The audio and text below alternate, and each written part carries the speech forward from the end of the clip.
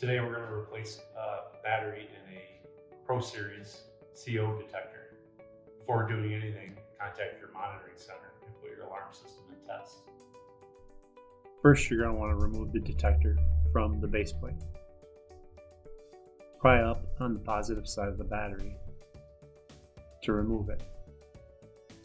You're going to want to do this to both batteries.